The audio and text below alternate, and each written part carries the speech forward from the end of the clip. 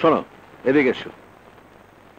আমার মাথায় একটা জিনিস ঘুরছে। কি বলছো? মাথা ঘুরছে? দাঁড়া, ওষুধ। আরে শোনো শোনো, এই সেই মাথা ঘোরানা। তাহলে একটা আইডিয়া এসেছে।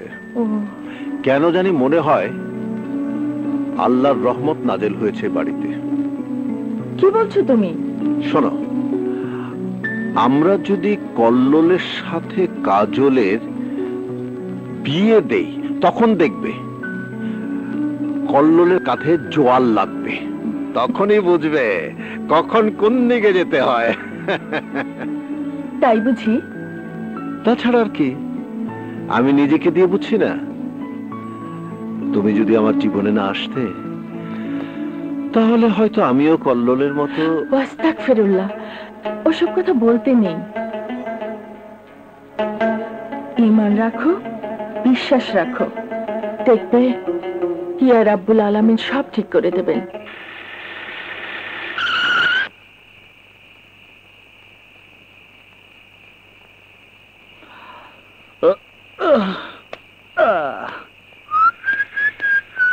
ছোট ভাই, ছোট ভাই, ছোট ভাই। চাপ, যা বলার কালকে বলিস। ছোট ভাই ভিতরে। জানি তো, ভাবি বসে আছে, এই তো। আরে প্রতিদিনই তো আমার মা আমার জন্য বসে থাকে। মা? তোবা তোবা, কি কর আপনি? আরে উল্লুপ, ভাবি তো মায়ের মতোই। আগে বল, ভাইয়া তার ঘরে কিনা? হ, বড় ভাই তার ঘরে। ব্যাস, নো চিন্তা, ভাবিকে আমি ম্যানেজ করে নেব। করে যাবেন, দাঁড়ান। বোধ হয় বেশি হয়ে গেছে রে। খাওয়া তো টেবিলে, আপনি তো ভিতরেই ঢোকেন নাই। খাইলেন কোন সময়? আরে ধ্যাত, এই দেখো খালি মারে। আমি সেই খাওয়ার কথা বলছি না। তুই কাছে আয়। কাছেই তো আছি। তোর নাকটা আমার মুখের সামনে নিয়ে আয়।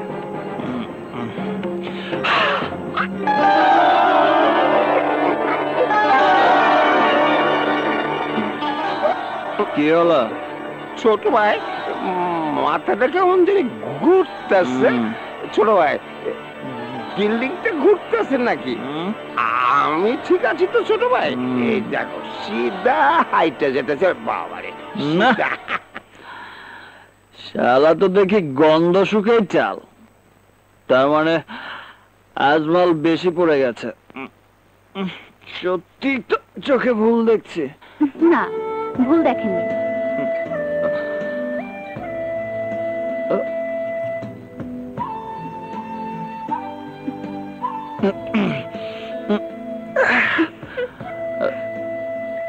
যা দেখেছেন ঠিকই দেখেছেন।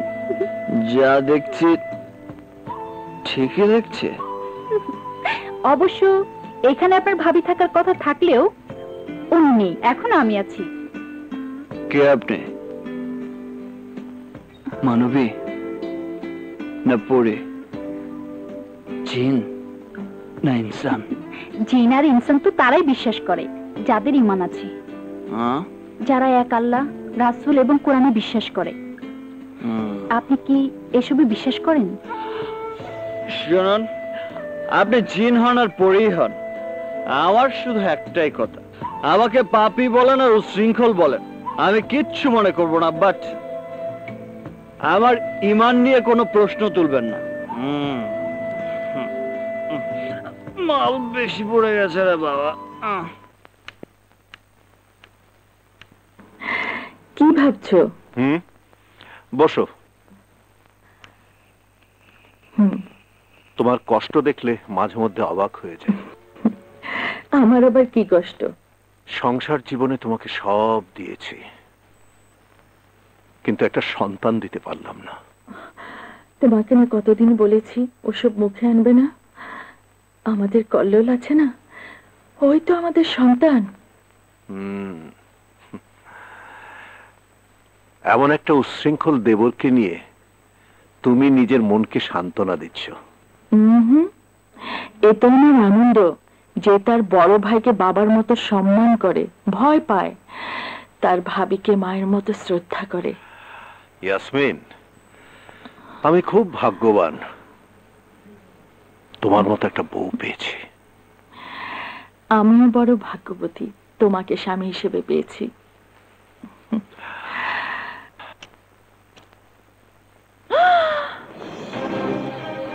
কি হাল করেছে, হায় আল্লাহ! এই ছেলেটাকে কবে শুধরাবে?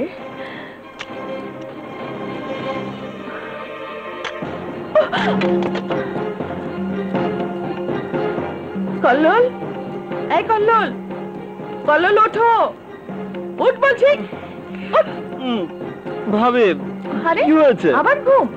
চাচা এসেছে। চাচা? হ্যাঁ, আমার চাচা। উঠ না। তাই নাকি? কাল রাতেই তোমার কথা জিজ্ঞেস করছিল। আজ চলে যাবেন। নাস্তার সময় তোমাকে ডাইনিং টেবিলে না দেখলে হয়তো কষ্ট পাবেন। মুখ হাত ধুয়ে জলদি এসো। ঠিক আছে ভাবি, তুমি যাও, আমি আসছি। আবার যেন ডাকতে না হয়। ডাকতে হবে না ভাবি, তুমি যাও, আমি এক্ষুনি আসছি। আসছি তো।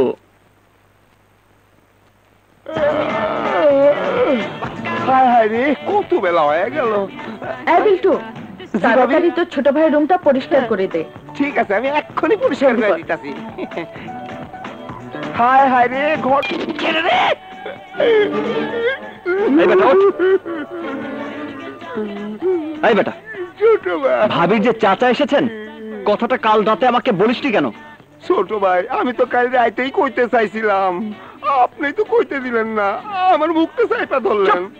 একদম কাঁদবি না, একটা শব্দ যেন ঘরের বাইরে না যায়। ঠিকঠাক হয়ে ঘর থেকে বেরোবি। ঠিক কেউ আছে, যদি টের পায় আমি তোকে মেরেছি, তাহলে কপালে খারাপই আছে। ঠিক আছে। হ্যাঁ, মারতে পারবো, কানতেও পারুম না, কইতেও পারুম না।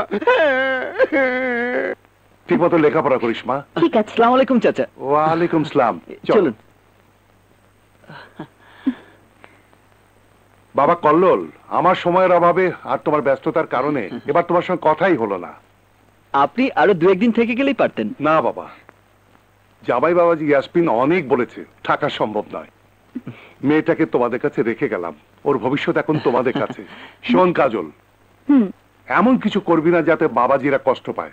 না না চাচা, আমি থাকতে আপনি কোনো চিন্তা করবেন না। ভাইয়া তো ব্যস্ত মানুষ, ওর সব তো আমাকেই দেখতে হবে।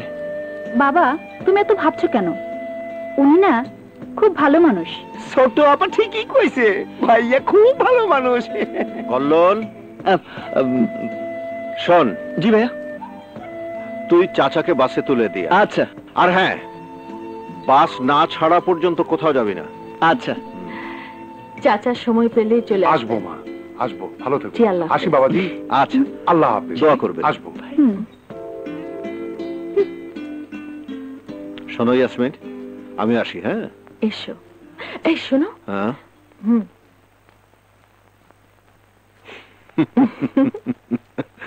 তুমি না